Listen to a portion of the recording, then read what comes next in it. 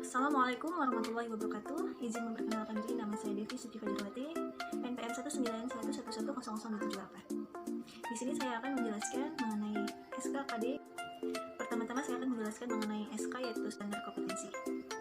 Standar kompetensi, benda-benda di sekitar kita dan perubahan benda, seperti mengetahui benda-benda yang ada di lingkungan sekitar, yang kedua mengenal benda-benda yang dapat diubah bentuknya. Selanjutnya, benda padat dan cair, seperti mengetahui bentuk dan sifat benda-benda cair dan padat serta perubahan pada benda untuk digunakan dalam kegiatan sehari-hari. Selanjutnya yaitu benda dan kegunaannya, seperti mengetahui benda dan kegunaan benda sesuai dengan tujuan serta mengetahui benda berdasarkan bahan pembuatannya.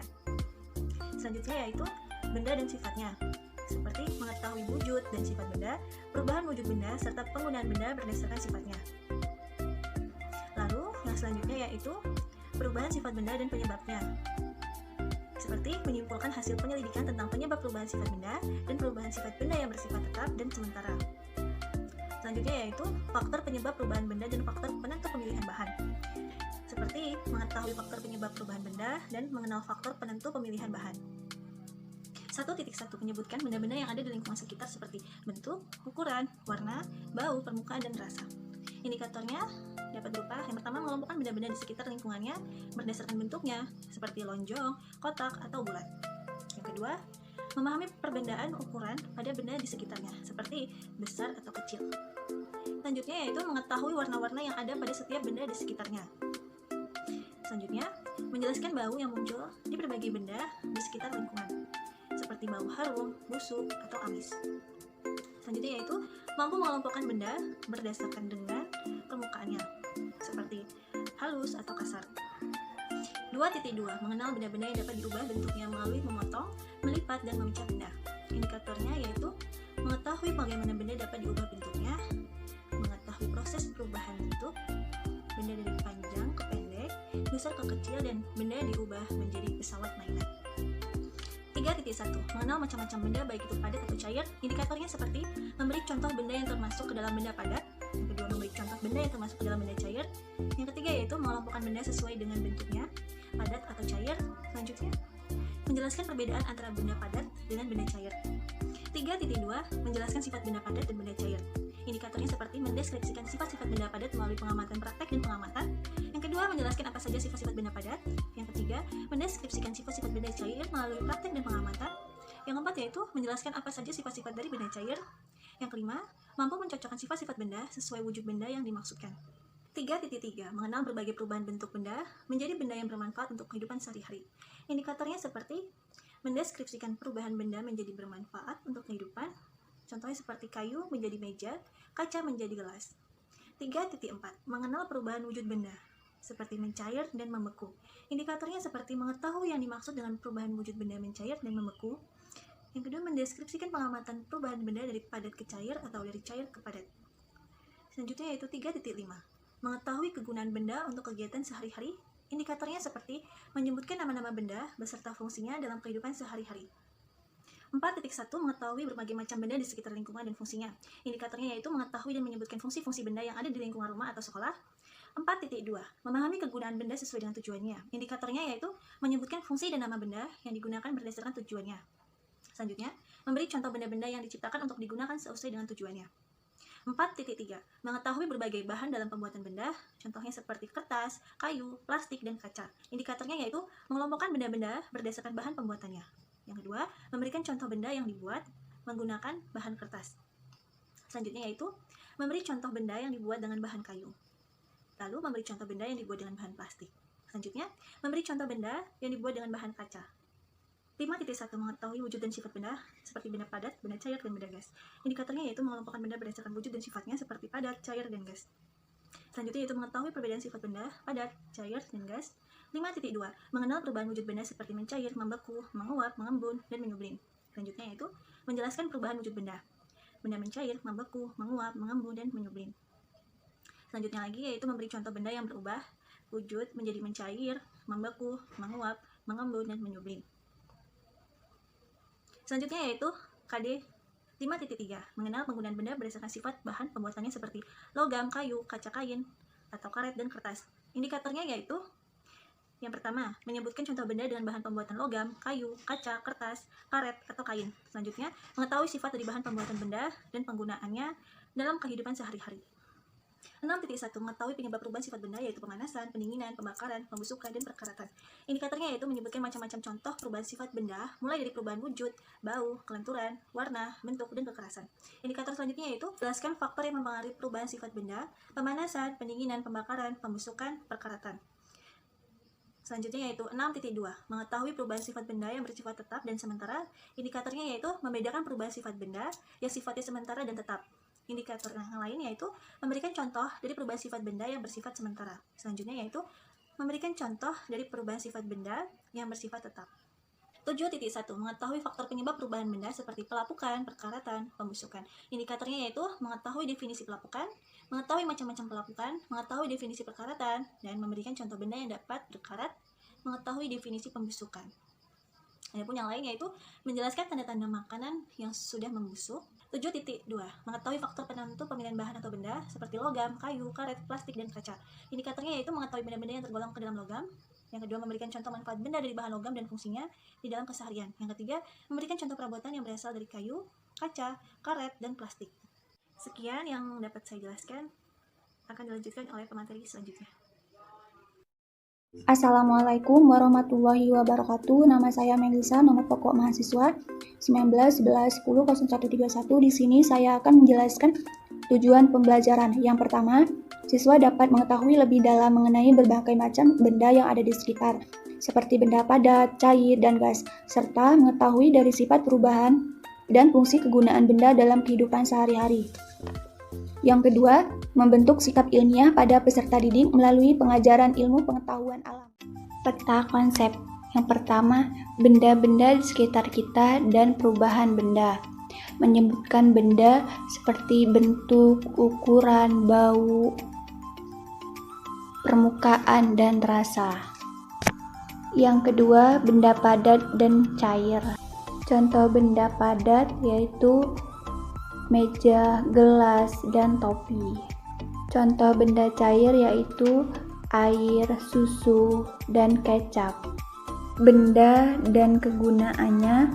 Kegunaan benda yaitu kertas digunakan untuk menggambar, kayu bisa digunakan membuat peralatan rumah tangga, plastik dijadikan sebagai tempat kantong. Benda dan sifatnya.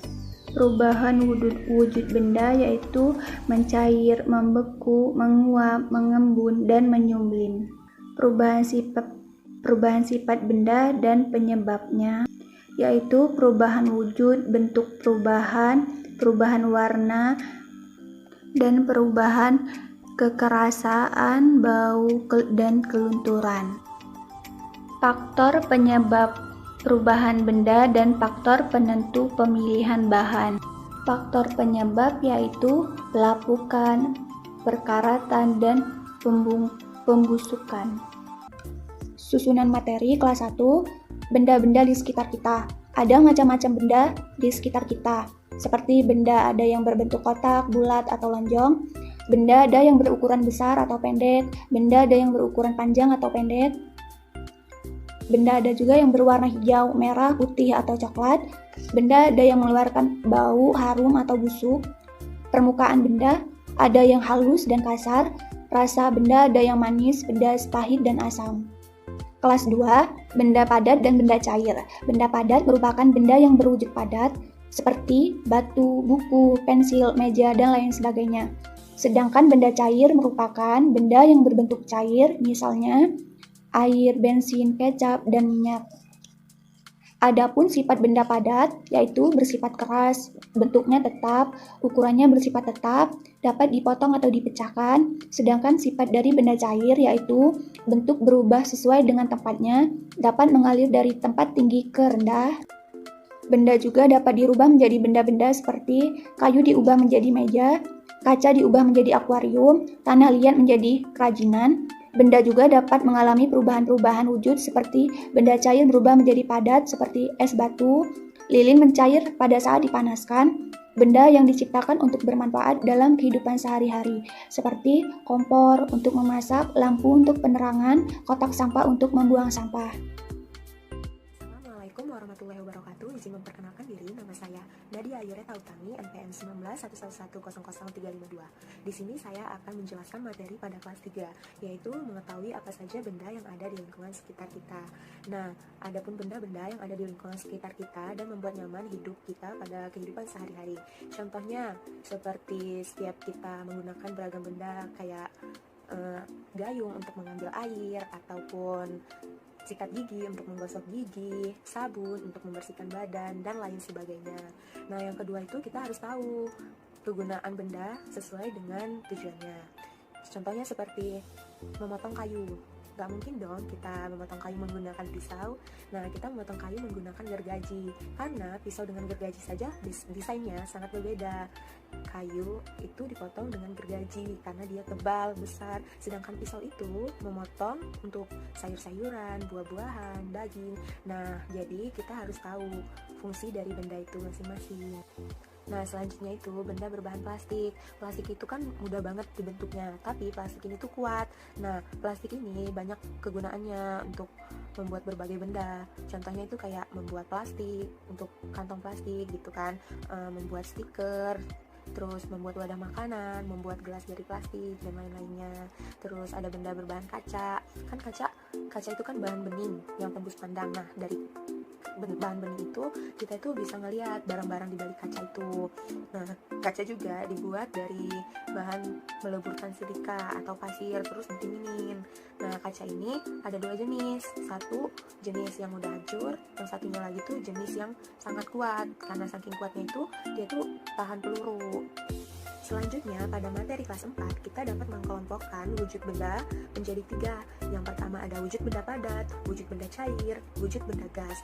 Nah, dari masing-masing wujud benda ini memiliki sifat, yaitu sifat-sifat yang dimiliki wujud benda padat. Yang pertama, memiliki bentuk dan volume yang tetap. Selanjutnya, mengalami perubahan bentuk dengan perlakuan tertentu. Dan terakhir, tidak dapat ditempatkan. Nah, selanjutnya ada sifat-sifat dari wujud benda cair. Sifat dari wujud dari benda cair ini yang pertama memiliki bentuk yang sesuai wadah dan tempatnya. Wujud benda cair juga memiliki volume yang tetap. Nah, kan itu wujud benda cair, jadi dia dapat mengalir dari dataran tinggi sampai dataran rendah gitu. Nah, habis itu selanjutnya mempunyai daya kapilaritas. Yang terakhir, sifat yang dimiliki pada wujud benda gas. Nah, wujud benda gas ini memiliki sifat yaitu mempunyai bentuk sesuai wadahnya.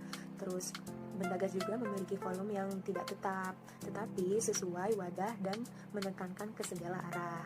Nah, perubahan wujud benda juga ada 5, yaitu mencair, membeku, menguap, mengembun, dan menyublim. Nah, dari masing-masing benda ini memiliki bahan yang berbeda. Misalnya itu dari logam, ataupun kaca, plastik, kayu, kertas, dan lainnya. Nah, sifat-sifat bahan ini menjadi alasan pembuatan pada suatu benda tersebut. Nah, selanjutnya pada materi kelas 5 kita harus mengetahui perubahan sifat benda dan apa penyebabnya. Nah, yang pertama itu ada perubahan pada sifat benda. Benda juga kan mengalami perubahan sifatus, baik secara alami ataupun pengaruh tindakan dari manusia. Nah, perubahan tersebut itu, sifat benda itu yaitu perubahan wujud, perubahan bentuk, perubahan dari warnanya, ataupun perubahan dari kekerasan bendanya, ataupun perubahan dari bau, dan perubahan dari kelenturan bendanya.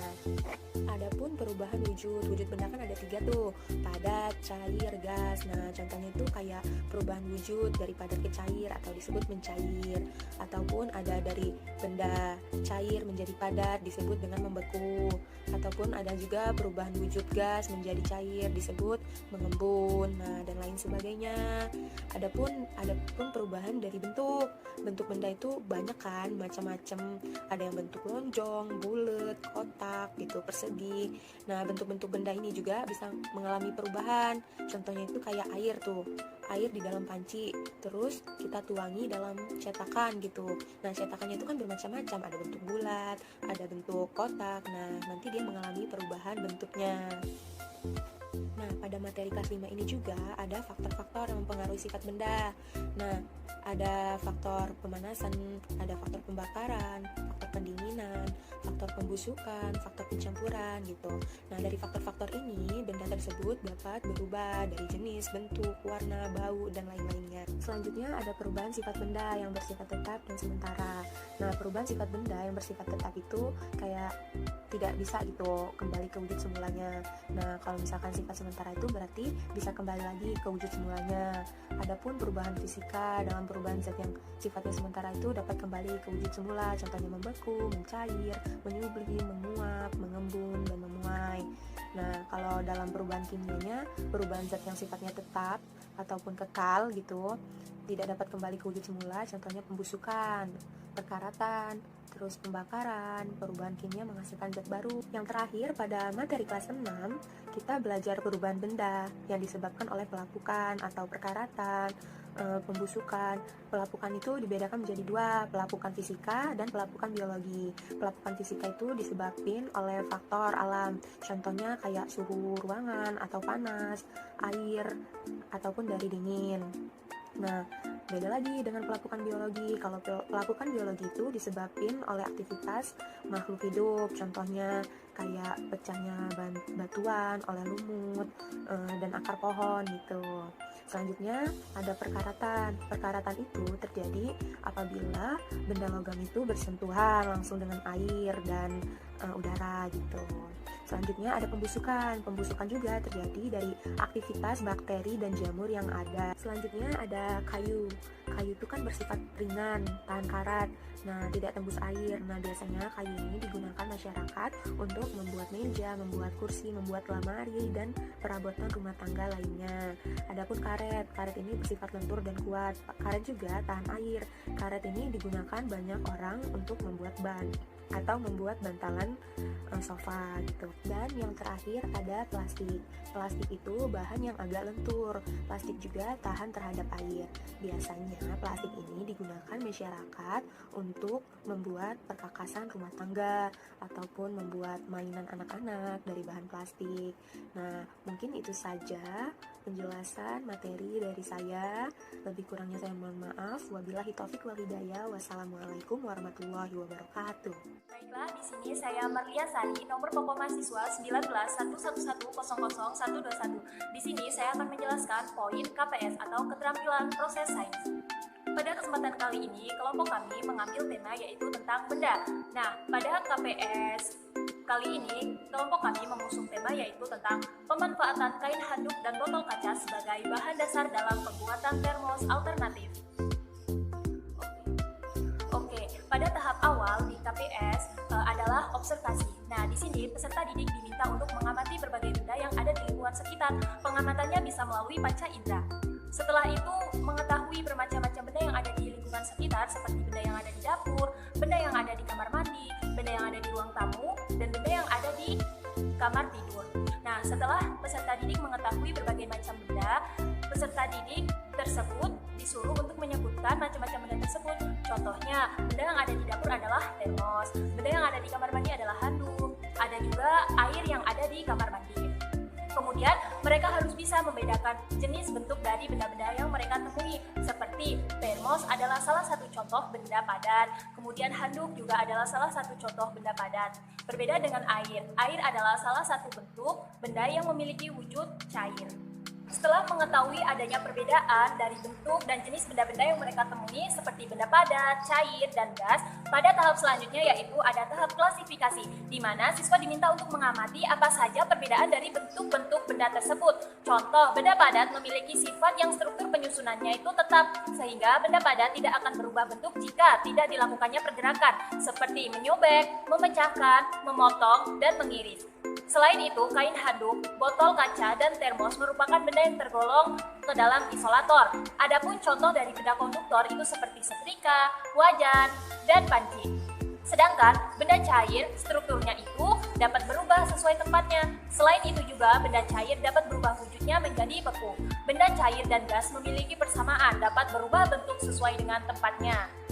Selanjutnya, siswa diminta untuk mengukur berbagai benda yang mereka temui seperti termos, kain handuk, serta air dan gas udara. Nah, siswa di sini harus mengetahui berbagai alat ukur yang sesuai untuk digunakan dalam pengukuran. Contoh, dalam mengukur kain handuk, siswa bisa menggunakan penggaris. Mereka akan mengukur panjang dari handuk serta lebar dari handuk tersebut. Kemudian, dalam mengukur berat termos, siswa dapat menggunakan timbangan.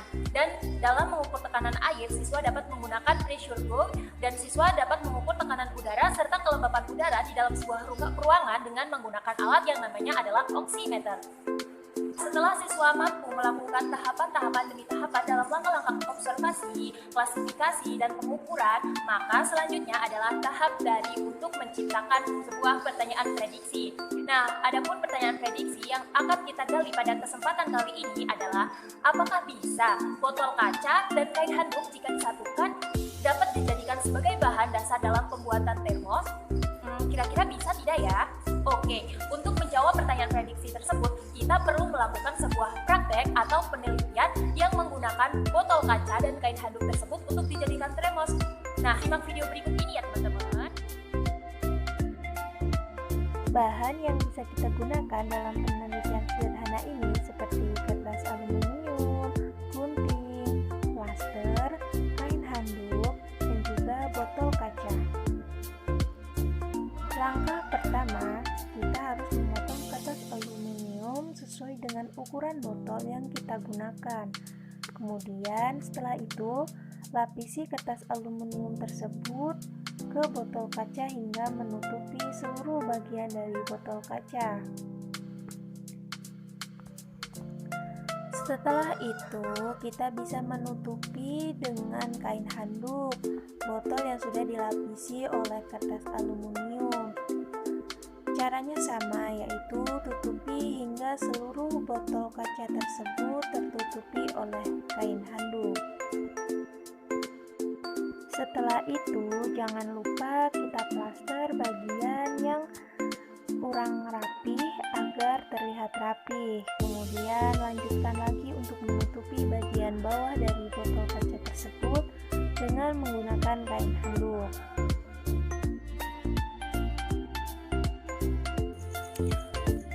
Dan kemudian setelah dilapisi dengan handuk, kita rapihkan botol tersebut ya. Kemudian bila perlu kita menambahkan kertas aluminium dan termos pun siap digunakan.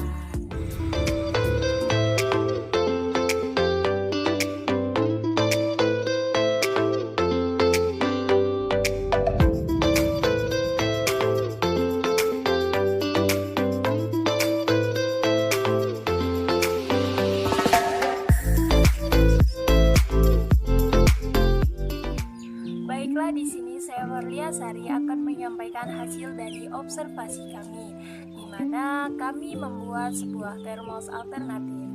Nah, hasil observasi kami pada kali ini dinilai cukup berhasil karena barang tersebut dapat menahan suhu air panas sekitar 1x12 jam.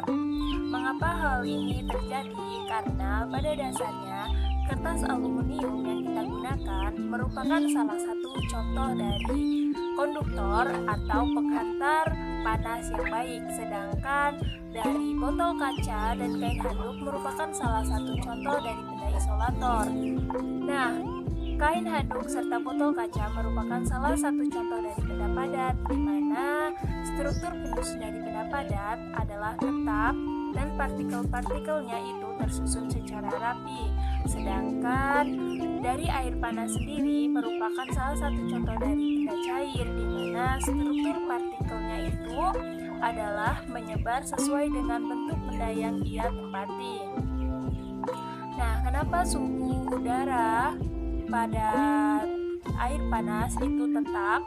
Karena udara yang dikeluarkan dari air panas itu tidak bisa menembus dari botol kaca tersebut karena struktur yang tersusun dari botol kaca merupakan padat.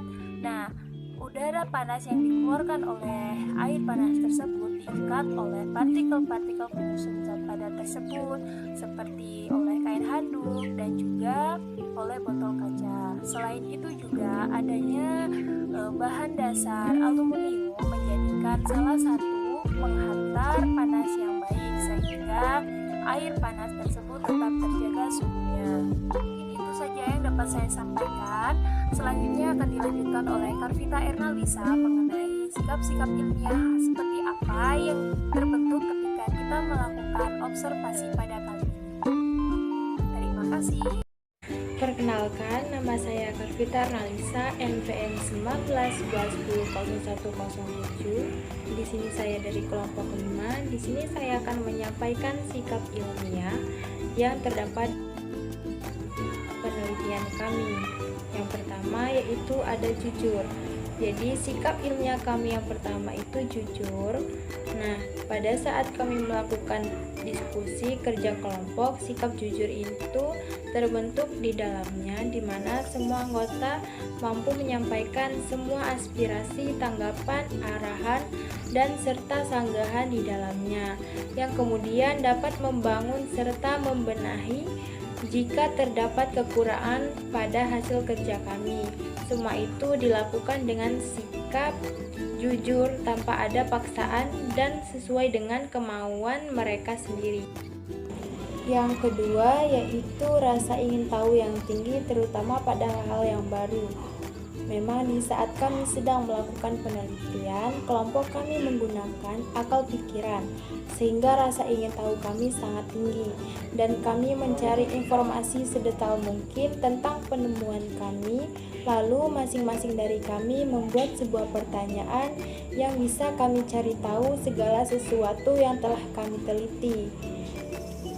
Dan kami belajar terus-menerus tanpa berhenti dan terus mencari tahu tentang apa yang telah kami pelajari. Yang ketiga yaitu berpikir terbuka. Jadi di saat kami sedang melakukan penelitian, kami harus mempunyai pandangan yang luas, terbuka, dan dari praduga. Dan kami juga akan menerima masukan serta usulan dari masing-masing anggota kami, baik itu dari hal yang kecil maupun dari hal yang besar. Sehingga pada saat itu kami bisa saling bertukaran pendapat satu sama lain, gunanya untuk mencari tujuan bersama-sama. Yang keempat, objektif bila menemukan fakta baru yang lebih akurat. Pada saat kami menemukan fakta-fakta yang baru terkait penemuan kami akan menyampaikan pendapat kami sesuai dengan fakta yang telah kami temukan, tanpa dibarengi dengan perasaan pribadi. Yang kelima, kreatif dan inovatif. Di sini kami menciptakan sesuatu yang baru, yaitu pemanfaatan kain, botol, dan kaca sebagai bahan pembuat termos alternatif. Ini merupakan sesuatu yang berbeda dari yang lain, karena kami menghubungkan hal-hal yang tadinya tidak berhubungan dan kemudian kami kembangkan. Yang terakhir, yang keenam, tekun. Kami tidak mudah putus asa dengan penemuan kami, walaupun kami di saat melakukan penelitian terkadang harus mengulang beberapa kali hingga kami mendapatkan hasil yang sangat diharapkan. Cukup sekian dan terima kasih. Saya akhiri, wabillahi taufiq wal hidayah. Wassalamualaikum warahmatullahi wabarakatuh.